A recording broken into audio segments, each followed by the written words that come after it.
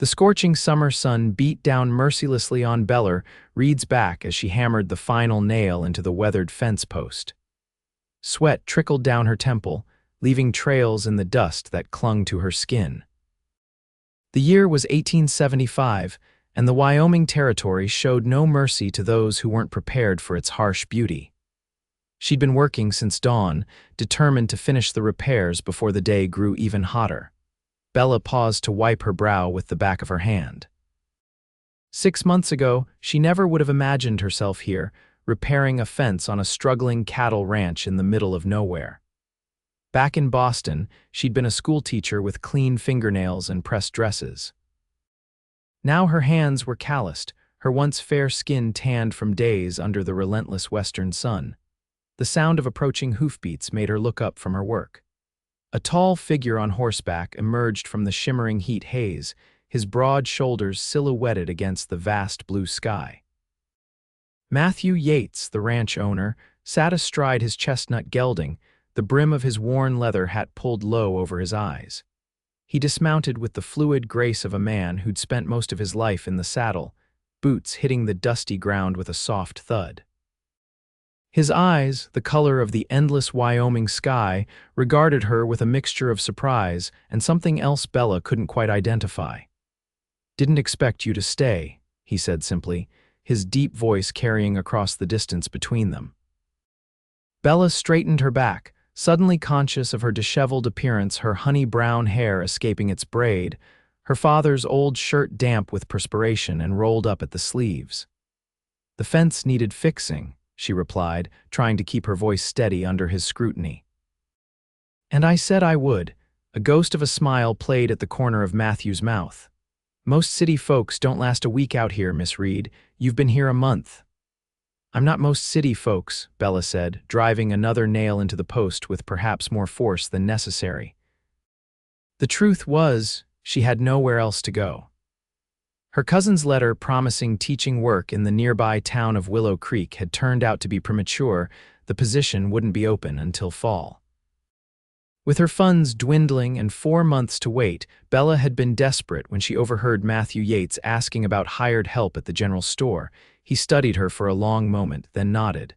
"No, I reckon you're not." He turned to lead his horse toward the barn. "Supper's at 6. Bella watched him walk away, his tall frame moving with the easy confidence of a man comfortable in his own skin. Matthew Yates was an enigma, taciturn and sometimes gruff, yet she'd caught glimpses of kindness beneath his weathered exterior. The way he gently tended to injured animals, how he always ensured she had extra blankets during the cold nights, the respect he showed to the 2 ranch hands who worked his land. She returned to her task, hammering the final nails into the fence.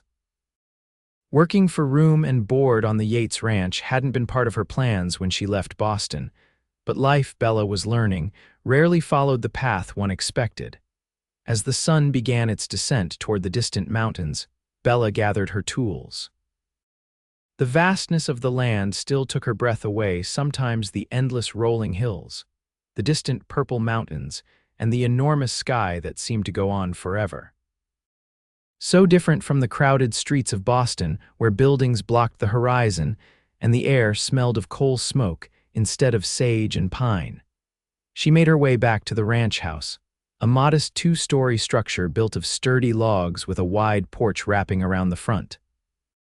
It wasn't grand by Eastern standards, but it was solid and comfortable, built by Matthew's father 20 years earlier when he'd claimed this land.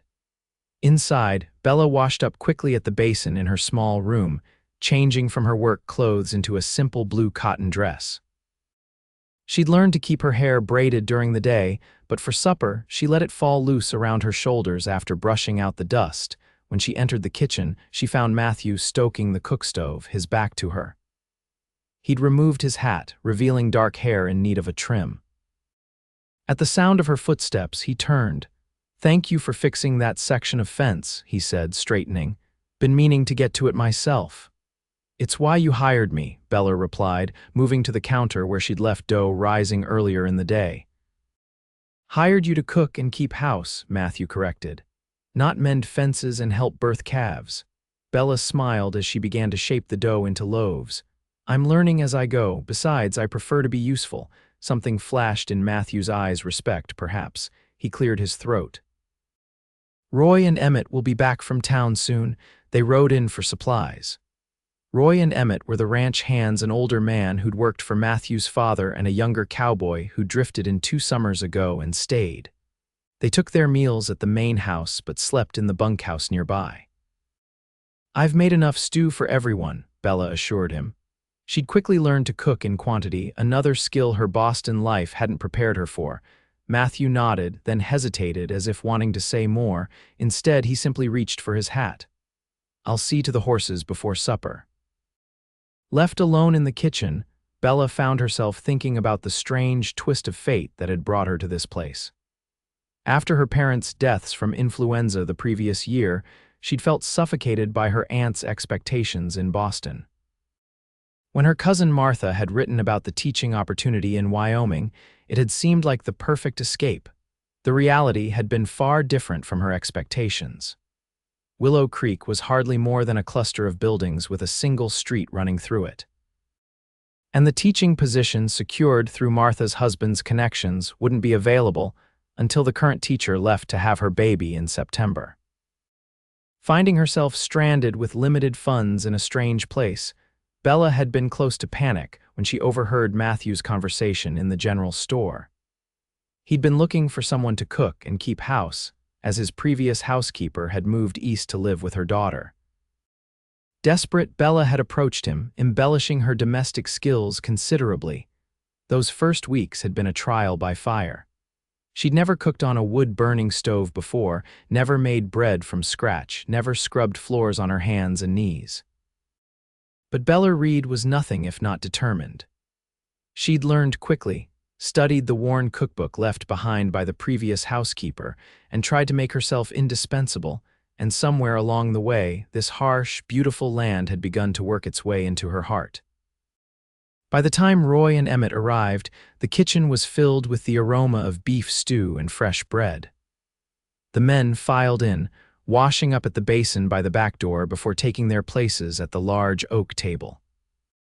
"Miss Reed, that smell would bring a man back from the dead," Roy declared, his weathered face crinkling into a smile beneath his gray mustache. "It's just stew," Bella said, but she couldn't help feeling pleased. Her early cooking attempts had been met with polite silence. "Mail came for you," Emmett said, pulling an envelope from his pocket and handing it to Bella. "From Boston." Bella recognized her aunt's precise handwriting immediately. She tucked the letter into her pocket, not wanting to read it in front of everyone. Her aunt's last letter had been full of dire predictions about Bella's future if she remained in that uncivilized wilderness, and pointed suggestions that she return east to marry the son of one of her late father's business associates. Supper was a mostly quiet affair, with the men tired from the day's work. Occasionally, Roy would share a piece of town gossip or Emmett would tell a joke, but Matthew remained largely silent, eating efficiently and nodding his thanks when Bella refilled his coffee cup.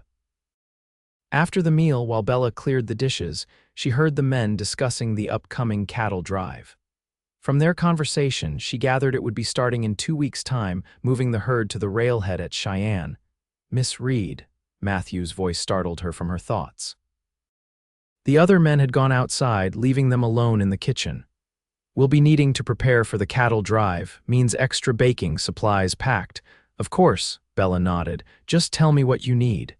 He seemed about to say something else, then shook his head slightly. "Good night, Miss Reed." "Good night, Mr. Yates." After the kitchen was clean, Bella retreated to her small room and finally opened her aunt's letter.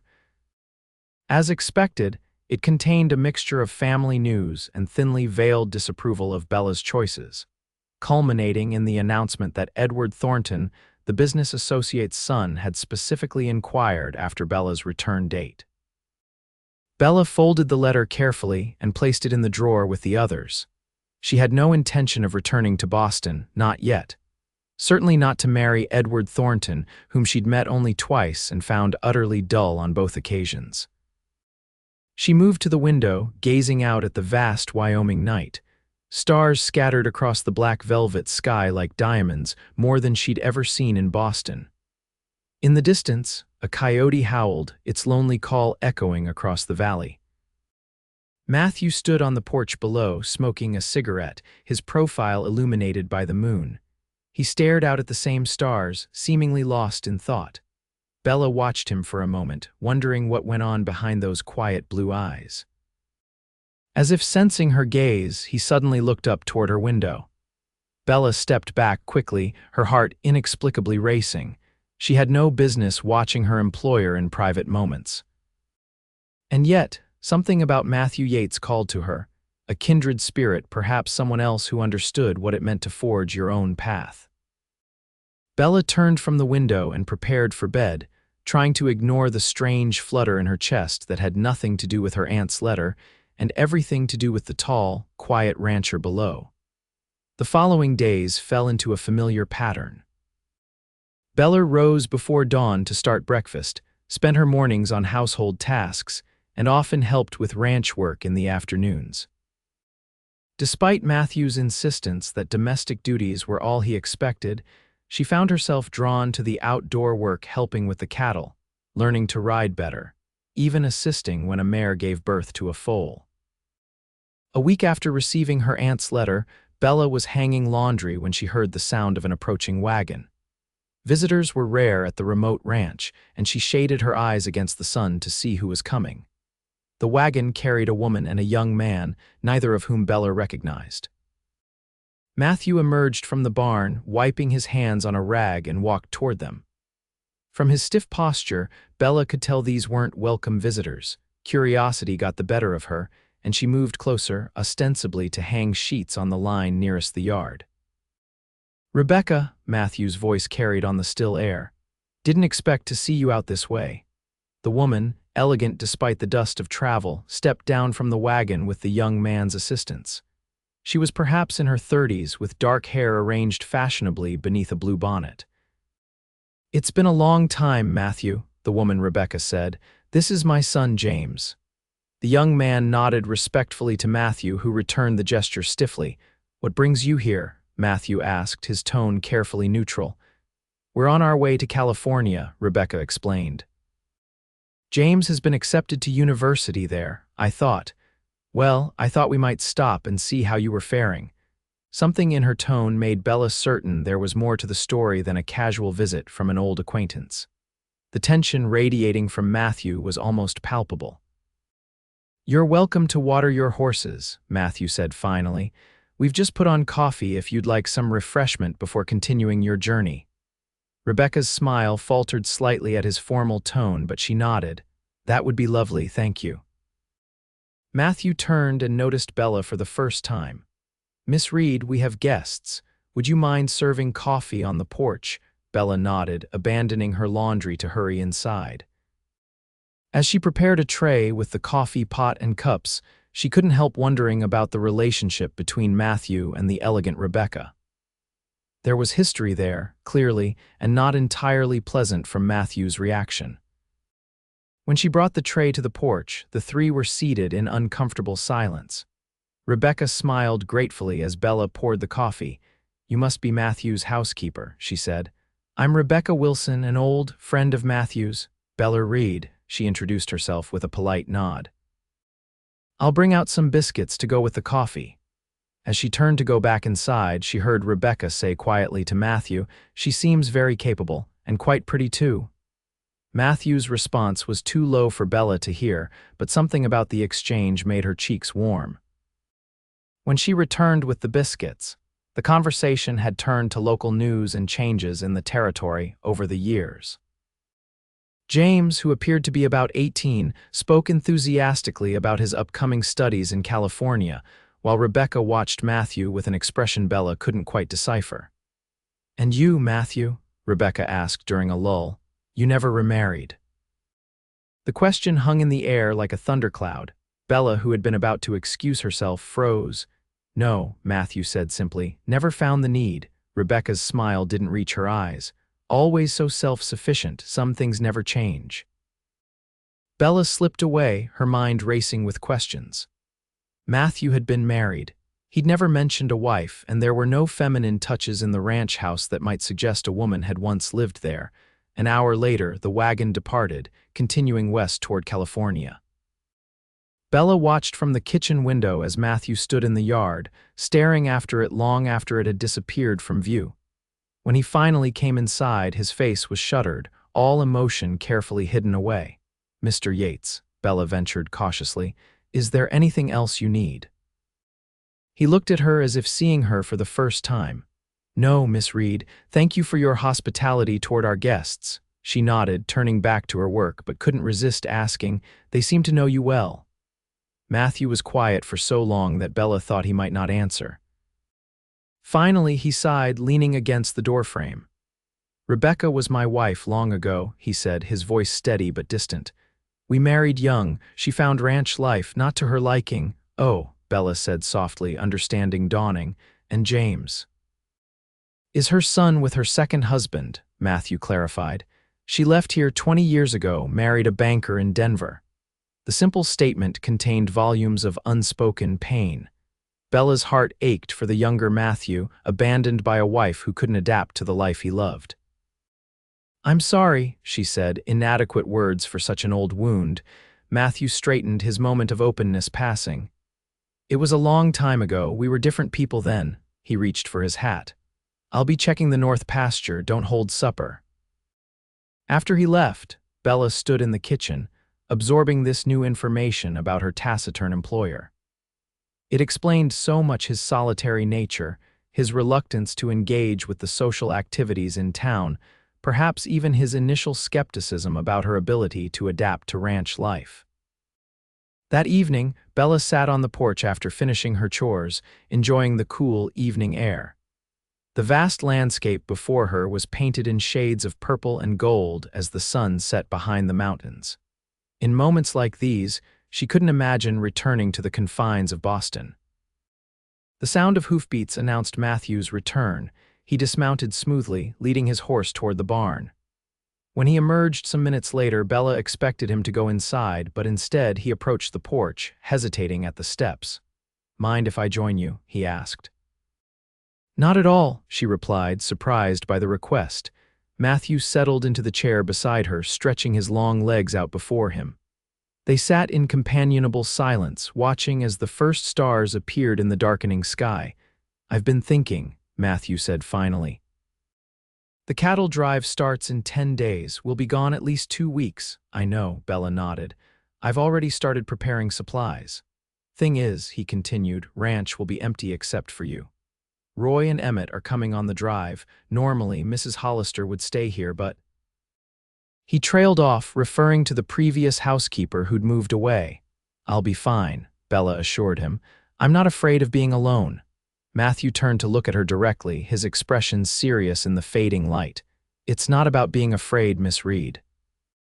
It's not proper a young woman alone out here, and it's not safe." "What do you suggest?" Bella asked, a sudden worry creeping in. "I have nowhere else to go until the teaching position opens." "I've been thinking on that too," Matthew said. "Mrs. Peterson in town has a spare room. She's agreed to take you in while we're gone. You'd help in her bakery to earn your keep." Bella considered this. Mrs. Peterson was a kindly widow who ran the town's only bakery. It would be a reasonable arrangement for 2 weeks. "That seems sensible," she agreed, though the thought of leaving the ranch, even temporarily, gave her an unexpected pang of regret. Matthew nodded, seeming relieved at her acceptance. "Good, I'll take you to town the day before we leave." Another silence fell between them, this one somehow more charged than before. Bella was acutely aware of his presence beside her, the subtle scent of leather and horses that clung to him, the strong profile illuminated by the rising moon.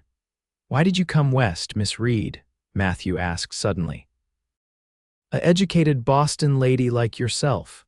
The question took her by surprise. In the month she'd been at the ranch, he'd never asked about her past. "My parents died last year," she began. "Influenza. I was teaching at a small school, living with my aunt afterward. Bella hesitated, then decided on honesty.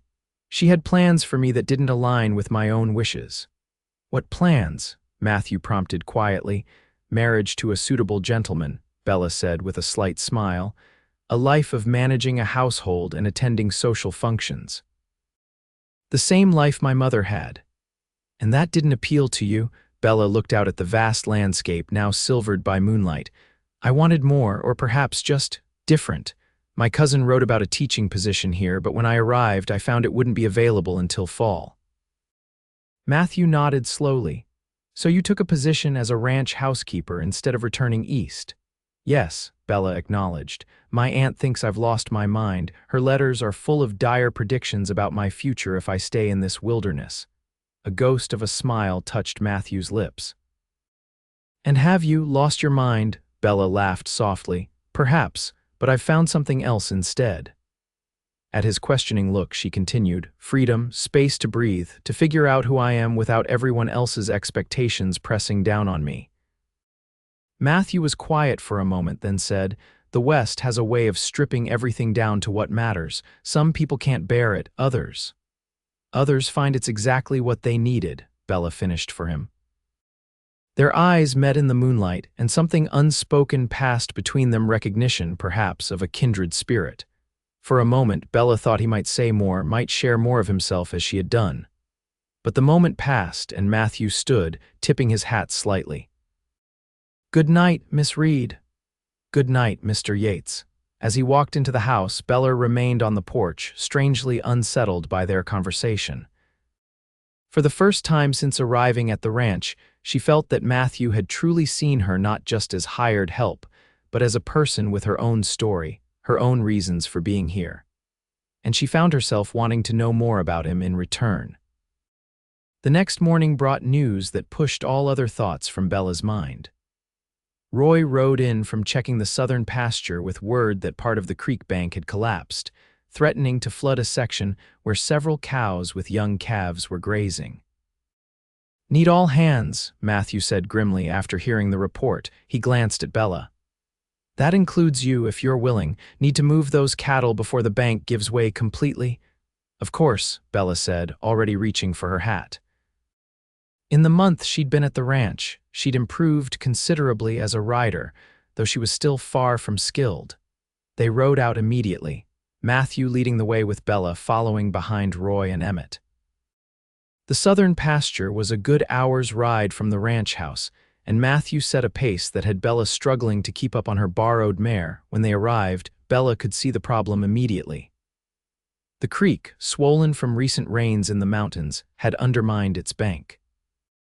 A section about 20 feet long had already collapsed, allowing water to spill into the low-lying pasture where about a dozen cows with young calves were grazing, unaware of the danger. Creek still rising, Matthew observed, dismounting to examine the crumbling bank. Won't be long before this whole section goes. How do you want to play it, boss? Emmett asked, scanning the pasture. Matthew quickly outlined a plan. Roy and Emmett would work together to drive most of the herd toward the gate leading to higher ground. Matthew would handle the stragglers. Bella's job was to open the gate and help guide the cattle through once they approached. Stay mounted, Matthew instructed her firmly. If anything goes wrong, if the bank gives way suddenly, you ride for higher ground immediately. Understand? Bella nodded, both nervous and determined to prove herself useful. She rode to the gate as instructed, dismounting briefly to remove the rope that secured it, then remounting to wait for the others to drive the cattle her way. What happened next occurred with frightening speed. Roy and Emmett began moving the cattle, whistling and calling to get them moving toward the gate. Matthew circled around to gather the stragglers. But as he approached a cow with a very young calf, the animal balked, unwilling to leave her chosen spot. Matthew dismounted, approaching carefully to encourage the cow to move. At that precise moment, a massive section of the creek bank collapsed with a sickening sound of earth giving way. Water rushed in, quickly turning the low ground into a muddy quagmire. The startled cow bolted, finally heading in the right direction, but Matthew's horse, spooked by the rushing water, reared and pulled free, galloping away toward higher ground. Matthew was left on foot, with water rapidly filling the depression where he stood. Bella watched in horror as he lost his footing in the suddenly muddy ground, falling hard. From her position, she could see him struggling to rise, favoring one leg. Without thinking, she urged her mare forward, splashing through the rising water toward Matthew. Roy shouted something from the distance, but the roar of the rushing creek drowned out his words. "Take my hand," Bella called as she reached Matthew, extending her arm down to him. Matthew looked up, surprise evident on his face, but reached for her hand without hesitation. With a strength born of desperation, Bella helped him pull himself up behind her on the mare, his arms going around her waist as he settled. "Go," he commanded in her ear, and Bella needed no further encouragement. She turned the mare toward higher ground, the animal struggling through the muddy water that now reached its knees. Behind them, the rest of the bank gave way with a thunderous sound, sending more water rushing into the pasture. By the time they reached safe ground, Bella was trembling with reaction, acutely aware of Matthew's strong arms around her waist, his chest pressed against her back. Roy and Emmett rode toward them, having successfully moved the rest of the cattle. "Thought we'd lost you there, boss," Roy said, relief evident in his weathered face. "Would have if not for Miss Reed," Matthew replied, his voice gruff but sincere. He slid down from the horse with a grimace, clearly in pain. "You're hurt," Bella said, dismounting quickly to look at his leg. "Just twisted my knee when I fell," Matthew dismissed, though he couldn't quite hide his wince when he put weight on it. "Let's get these cattle secured and head back." The ride back to the ranch was slower, with Matthew riding Emmett's horse while the younger man doubled up with Roy. Bella kept glancing over at Matthew, concerned by the tight lines of pain around his mouth, despite his insistence that the injury was minor. Back at the ranch house, Bella helped Matthew inside while Roy and Emmett saw to the horses. His arm was heavy across her shoulders, his limp more pronounced now that they were away from the others. "Sit," she instructed, guiding him to a kitchen chair. "Let me look at that knee." To her surprise, Matthew didn't argue, allowing her to carefully roll up his pant leg to expose the injured knee. It was already swelling, a dark bruise forming across the joint. "It needs cold compresses," Bella decided, drawing on her limited medical knowledge. "And you should stay off it for a day or two." Matthew shook his head. "Can't too much to do before the cattle drive. Roy and Emmett can handle it," Bella insisted, reaching for a clean cloth. "And I'll help too, but if you push yourself now, you might not be able to go on the drive at all."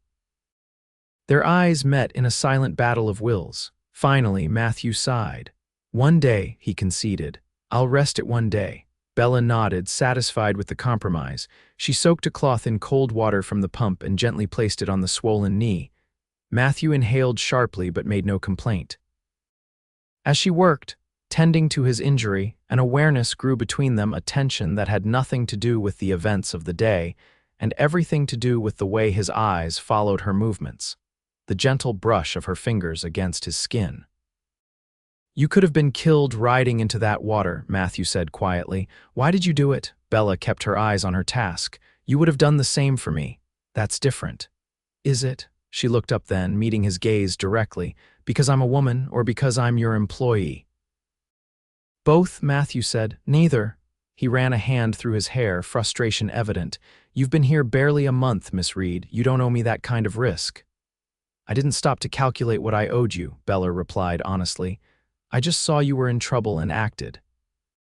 Matthew studied her face, something shifting in his expression. "You're not what I expected when you first came here," he said finally. "Neither is this place," Bella admitted. "Or this life. Do you regret it?" Matthew asked. "Coming west, no," Bella said without hesitation. Despite everything, no, a ghost of a smile touched Matthew's lips. "Good." The moment stretched between them, filled with unspoken possibilities. Then Roy and Emmett's voices outside broke the spell, and Bella stepped back, suddenly conscious of how close she'd been standing. "I'll make some coffee," she said, moving toward the stove. "You should keep that leg elevated." The day of Matthew's injury marked a subtle shift in their relationship. Though neither spoke of it directly, there was a new ease between them, a lowering of the formal barriers that had previously defined their interactions. Matthew, true to his word, spent one day resting his injured knee, though it clearly tested his patience. Bella brought him books and coffee, updated him on ranch matters based on Roy and Emmett's reports, and even persuaded him to teach her how to play checkers to pass the time. By the second day, he insisted on returning to work. though he was still limping noticeably. Bella found herself watching him with concern whenever their paths crossed, and more than once caught him looking at her with an expression she couldn't quite define. The preparations for the cattle drive intensified as the departure date approached. Bella spent long hours baking bread that would keep for the journey, preparing jerky and packing supplies.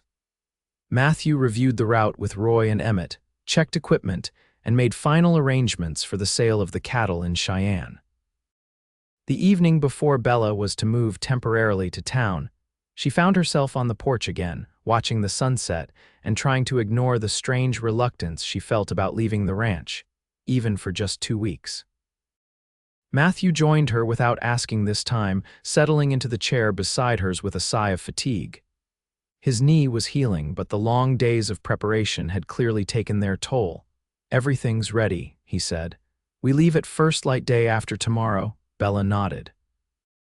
"I've packed all the supplies on your list. There's extra coffee in the blue sack and the jerky is wrapped in the oilcloth. Thank you."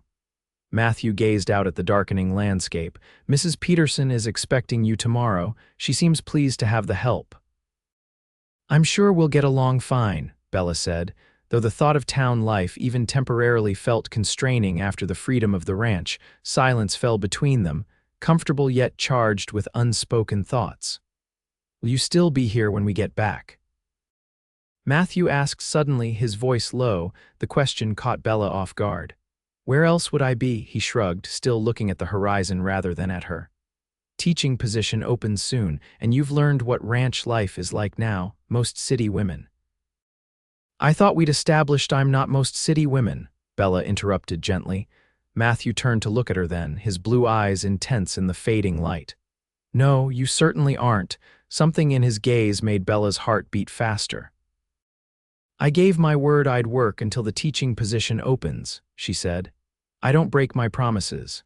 "And after?" Matthew asked, the question seeming to cost him something to voice. "When the school term begins." Bella hadn't allowed herself to think that far ahead. The teaching position had been her reason for coming west, her plan for independence. But somewhere in the past month, her certainty had wavered. The thought of leaving the ranch, of not seeing Matthew every day. "I don't know," she admitted honestly. Matthew nodded slowly, accepting her answer without pressing further. They sat in silence until the stars emerged, each lost in their own thoughts about what the future might hold. The next morning, Matthew drove Bella to town in the wagon, her small trunk loaded in the back with enough clothes and personal items for her 2-week stay.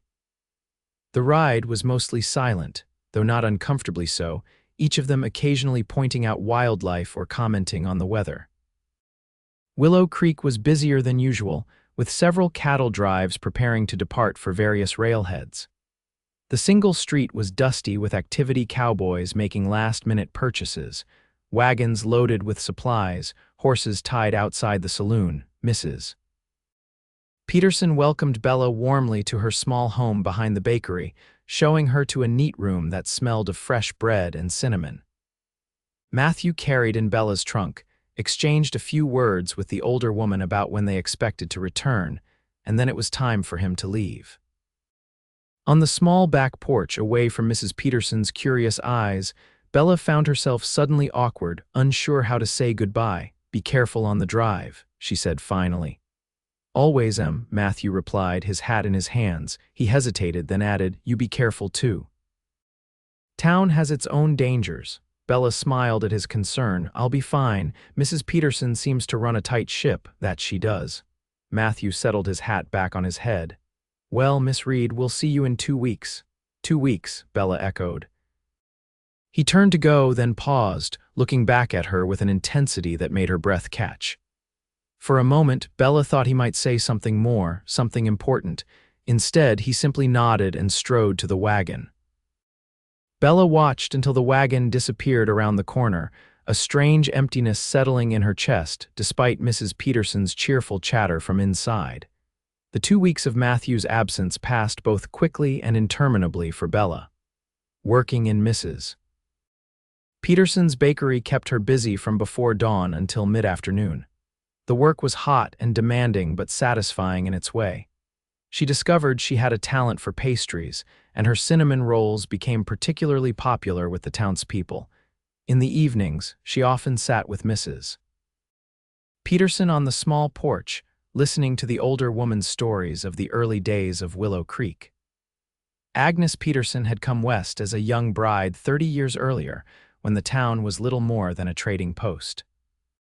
She'd lost her husband to pneumonia 15 years ago, but had continued running their bakery, becoming something of an institution in the growing community. "You've got a good position at the Yates ranch," Mrs. Peterson observed one evening. "Matthew's a fair employer." "Yes, he is," Bella agreed. The older woman gave her a shrewd look. "Not many city women adapt to ranch life the way you have," Bella smiled, remembering Matthew's similar observation. "So I've been told." "His first wife certainly didn't," Mrs. Peterson continued, her tone carefully neutral. "Pretty thing, but not made for the challenges of this country." Though Bella was curious about Rebecca, she hesitated to pry. He mentioned she preferred town life. Mrs. Peterson snorted delicately. "That's putting it mildly." She hated everything about the ranch: the isolation, the work, the lack of society. Left him after less than 2 years, broke his heart and his trust in one fell swoop. "That's very sad," Bella said quietly, thinking of Matthew's stoic demeanor, his careful distance. "He was different before," the older woman mused. "More open, smiled more easily." She fixed Bella with a direct look. "Though I've noticed he seems less rigid since you came to work for him." Bella felt her cheeks warm. "I'm just his housekeeper, Mrs. Peterson." "MMHMM," the woman hummed noncommittally. "And a very capable one by all accounts. Teaching starts soon, though, doesn't it?" "September," Bella confirmed. "And will you be leaving the ranch then?" It was the same question Matthew had asked, the one Bella still couldn't answer with certainty. "That was my original plan." Mrs. Peterson nodded, her expression knowing. "Plans have a way of changing out here. The West reshapes people, sometimes in ways they never expected." The conversation shifted to other topics, but Mrs. Peterson's words stayed with Bella as she lay in bed that night, staring at the unfamiliar ceiling. Had the West reshaped her? Certainly, her hands were calloused now, her skin tanned, her muscles stronger from physical work. But the changes went deeper than the physical. She thought of the woman who had arrived from Boston just 2 months ago, frightened but determined, clinging to her plan of independence through teaching, viewing her position at the ranch as merely a temporary necessity. That woman would never have ridden into rising floodwaters to save someone. Would never have felt such satisfaction from successfully mending a fence or helping deliver a calf. Would never have felt her heart race at the mere sight of a taciturn rancher returning home at sunset. The realization jolted Bella fully awake. When had her feelings for Matthew shifted from respect to something more? Was it during their quiet conversations on the porch, when he'd trusted her with the story of his failed marriage, or earlier, when she'd first glimpsed his kindness beneath the gruff exterior? And even if she acknowledged these feelings to herself, what then? Matthew had given no clear indication that he saw her as anything more than a capable employee. His question about her plans could have been purely practical, needing to know when to hire a new housekeeper. Bella turned restlessly, punching her pillow into a more comfortable shape. It was foolish to dwell on such thoughts. In a few weeks, she would begin teaching, moving into the small room behind the schoolhouse. Her path was set. Whatever confusing feelings she might harbor for Matthew Yates, they had no place in her carefully constructed plan for independence. With that firm resolution, she finally drifted into sleep, only to dream of blue eyes watching her across a sun-drenched pasture. The cattle drive returned exactly 2 weeks after departure, as Matthew had predicted. Bella heard the news from a customer at the bakery. The Yates herd had been spotted approaching town, the drive successful with minimal losses. She told herself the sudden lightness in her chest was simply relief that they had returned safely, nothing more. Throughout the afternoon, she found herself glancing toward the street whenever the bell above the bakery door jingled, but Matthew didn't appear. "They'll be settling accounts at the bank," Mrs. Peterson explained when she caught Bella looking. "Then likely celebrating at the saloon. Men always do after a drive. Matthew will come for you tomorrow, I expect. Bella nodded, returning to her work with forced concentration. It was perfectly reasonable that Matthew wouldn't immediately seek her out. He had business to conclude, men to pay, supplies to purchase for the return journey to the ranch. Still, as evening fell with no word, she couldn't help feeling a twinge of disappointment. She was helping Mrs. Peterson close the bakery when the door opened, the bell jingling merrily. Bella looked up, her carefully prepared neutral expression dissolving instantly. Matthew stood in the doorway, hat in hand, his tall frame silhouetted against the darkening street. He was dusty from the trail, in need of a shave, and looked utterly exhausted. To Bella, he had never looked better. "Mr. Yates," she said, hoping her voice sounded normal. "Welcome back, Miss Reed," he nodded, then turned to include Mrs. Peterson. "Madam, hope I'm not interrupting." "Not at all," the older woman said with a smile that held too much understanding for Bella's comfort. "We were just finishing up. Coffee's still hot if you'd like some." "Much obliged," Matthew said, stepping fully into the shop. Mrs. Peterson bustled to pour coffee, leaving Bella and Matthew in a moment of awkward silence. "The drive went well?" Bella asked finally. Matthew nodded. "Got a good price, no major troubles." His eyes moved over her face as if relearning her features. "And you? Town life suit you better than the ranch?" There was something in his tone that made Bella look more closely at him. Was that tension in the set of his shoulders? "It has its conveniences," she said carefully, "but I find I've grown rather fond of open spaces." Something in Matthew's expression eased slightly. "Ranch seems quiet without you," he said, the admission clearly costing him something. Before Bella could respond, Mrs. Peterson returned with the coffee. "Here you are, Matthew. Now, were you planning to take Bella back to the ranch tomorrow?" "If she's ready," he said, his eyes still on Bella. "We'll leave after breakfast if that suits." "Of course," Bella nodded. "I'll have my things packed." Mrs. Peterson looked between them with barely concealed amusement. "Well then, I'll just go check on those last few loaves in the oven, shall I?" She disappeared into the back room with a knowing smile that made Bella want to sink through the floor. Left alone again, Matthew sipped his coffee, seeming to gather his thoughts. "Roy and Emmett are at the saloon," he said finally. "They asked me to convey their regards."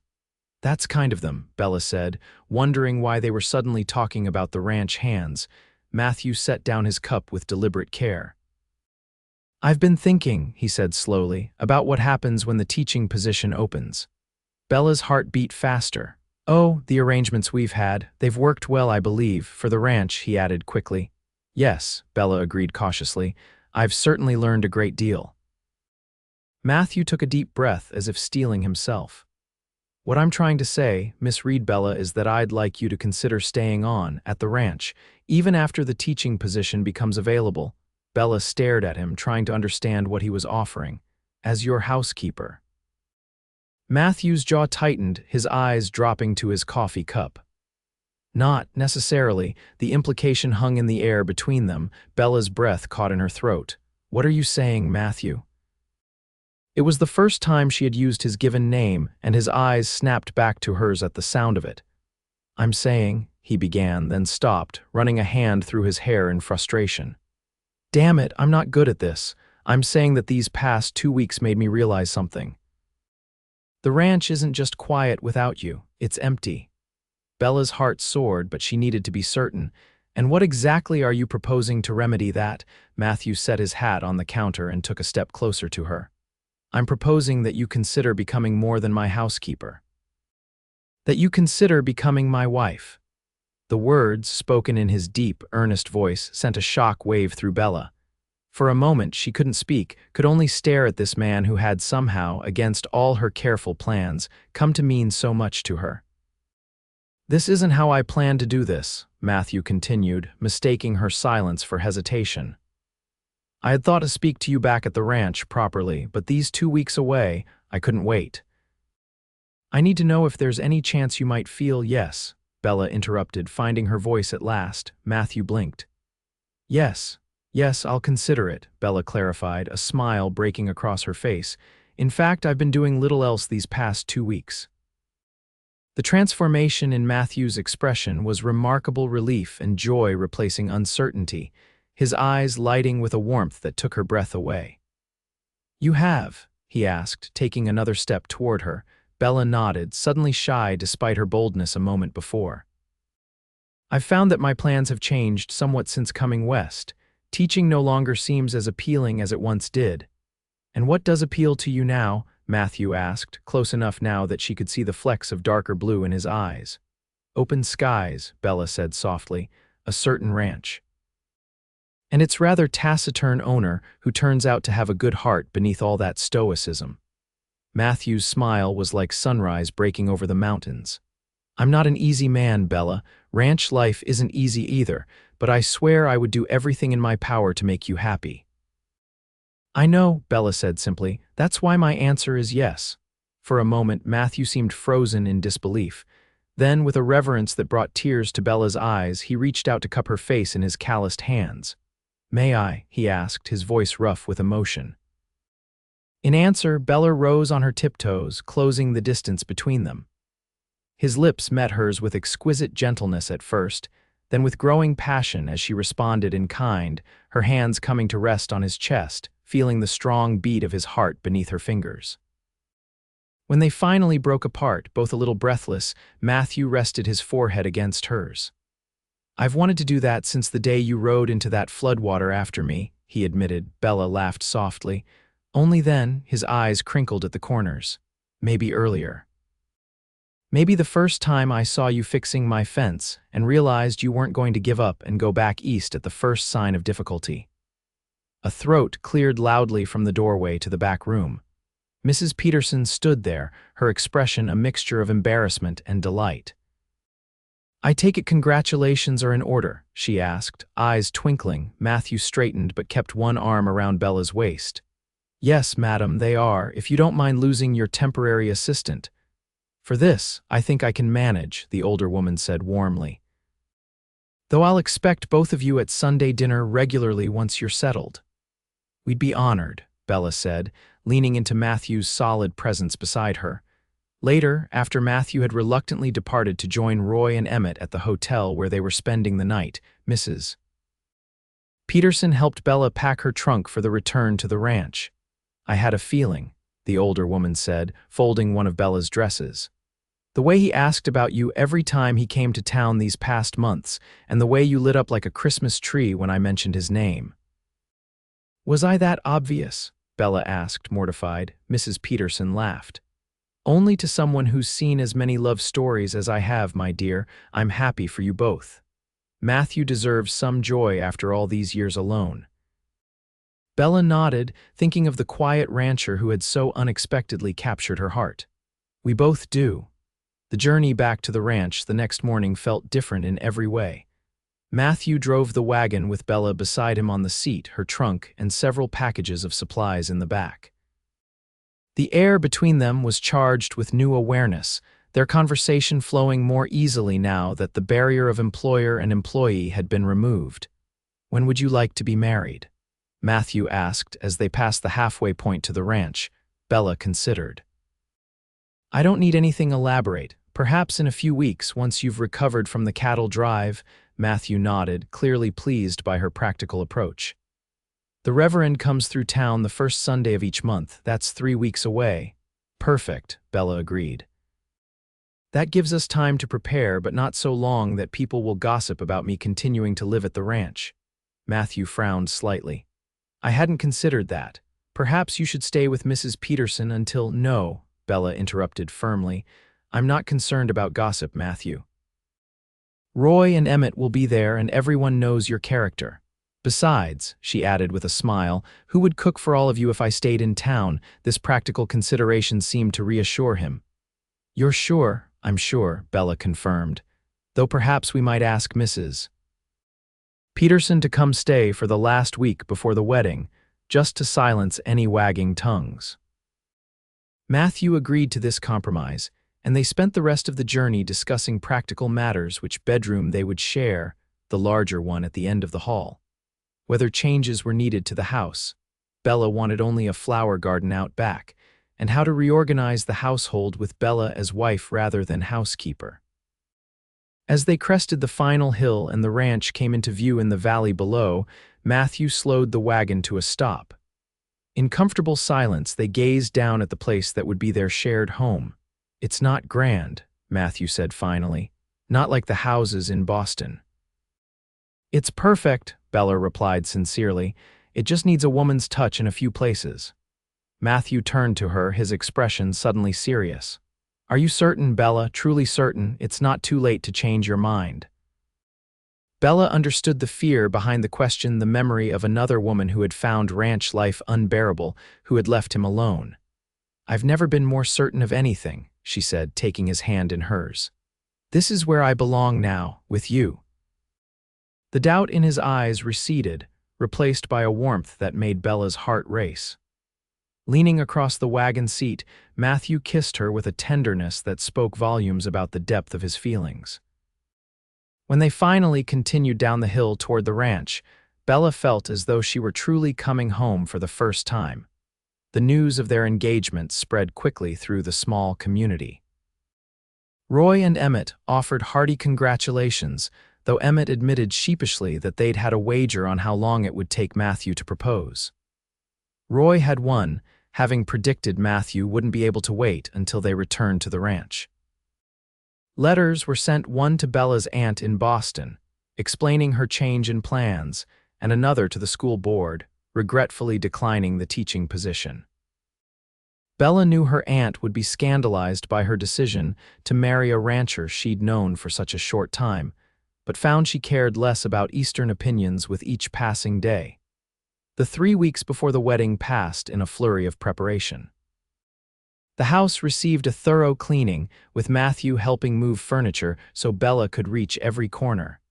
New curtains were hung in the parlor, made from fabric purchased in town. A proper dinner set was ordered to replace the mismatched dishes currently in use.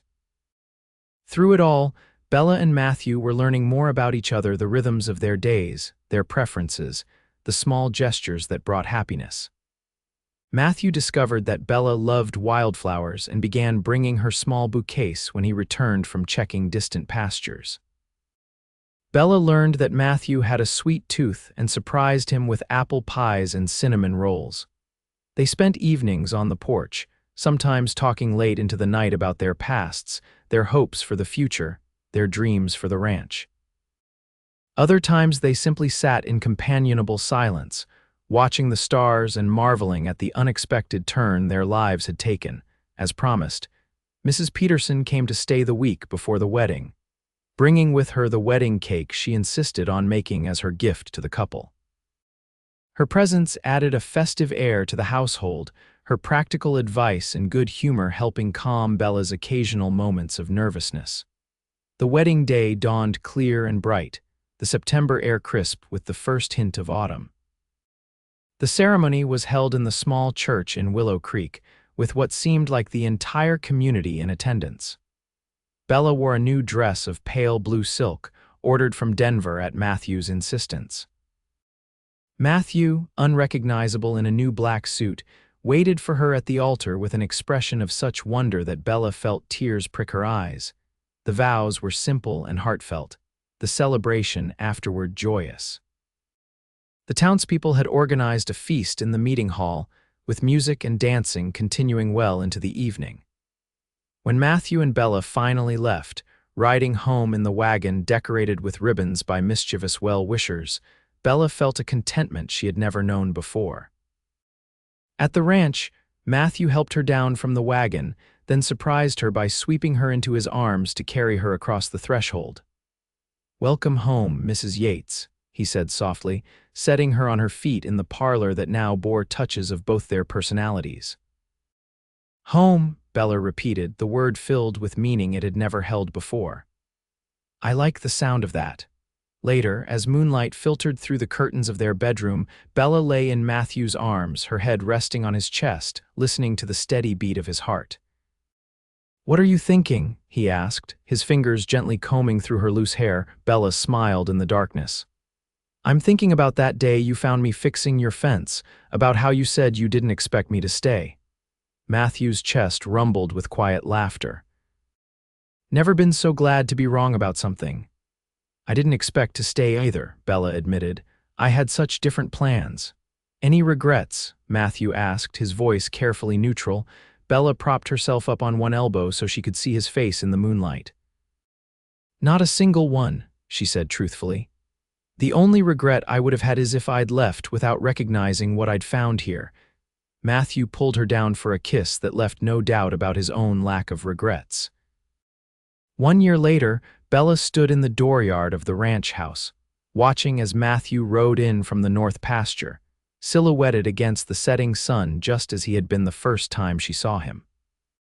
So much had changed in that year the ranch was prospering. The house had continued to transform under Bella's care, and their lives had settled into a rhythm of shared work and joy. As Matthew dismounted and walked toward her, his face lighting with the smile he now wore so often, Bella felt a surge of gratitude for the twist of fate that had brought her west, for the courage that had made her stay when things were difficult, and for the love that had blossomed so unexpectedly on this remote Wyoming ranch. "There's my girl," Matthew said, sweeping her into an embrace that lifted her feet from the ground. "Missed you today." "We missed you too," Bella replied, her hand going instinctively to her rounded belly where their first child was growing. Matthew's hand joined hers, his expression of wonder at the new life they had created never failing to touch Bella's heart. "How's our little cowboy today, or cowgirl?" Bella reminded him with a smile. "Very active. I think he or she might be practicing roping calves already." Matthew laughed, the sound carrying across the ranch yard. "That's my child, all right." As they walked arm in arm toward the house they had made their home, Bella thought again of that moment when she had looked up from fixing his fence, when the taciturn cowboy had admitted his surprise at her determination to stay in this challenging land. Neither of them could have imagined then where that moment would lead to love, to marriage, to the family they were building together. The western sun cast their joined shadows long across the ground, two figures moving as one toward the warmth and light of home.